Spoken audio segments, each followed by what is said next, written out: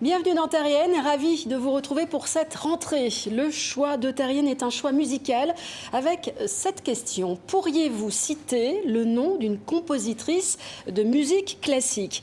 Alors que dans les conservatoires, les noms des compositeurs célèbres s'affichent en lettres dorées sur les portes, difficile d'y trouver le nom d'une femme. Et pourtant, elles sont très nombreuses à avoir été célèbres et interprétées de leur vivant pour disparaître totalement des répertoires ensuite.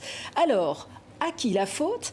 La violoncelliste Héloïse Louzati, à l'origine du festival Intemporel, qui se déroule actuellement en France, au château de Rosa-Bonheur, nous répond. La faute, beaucoup aux historiens de l'art, aux musicologues qui ont écrit l'histoire de la musique. La faute aujourd'hui aux programmateurs qui manquent furieusement de curiosité, parfois. De ne pas avoir le courage de programmer des compositrices méconnues. Je pense que le public est prêt à entendre ces compositrices. La preuve avec le festival. Et souvent, quand je pose la question à des collègues musiciens, pouvez-vous citer 5 compositrices, des professionnels? Ils ne peuvent pas. Donc c'est un problème éducatif. Et puis après, un manque de curiosité.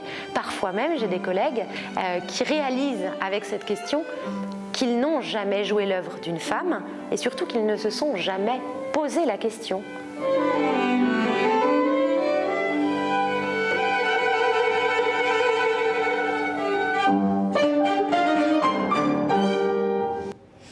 Le coup de griffe de Terrienne, et c'est plutôt un coup de crayon, celui de la bédéiste Si, qui a décidé elle aussi de réhabiliter d'autres femmes oubliées de l'histoire, les Radium Girls.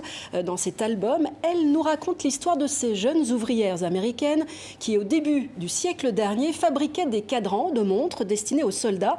Pour cela, elles utilisaient une peinture à base de radium, une peinture luminescente qui, sans qu'elles le sachent, les a tuées à petit feu. Un destin tragique retracé avec justesse, humour et délicatesse, à lire absolument.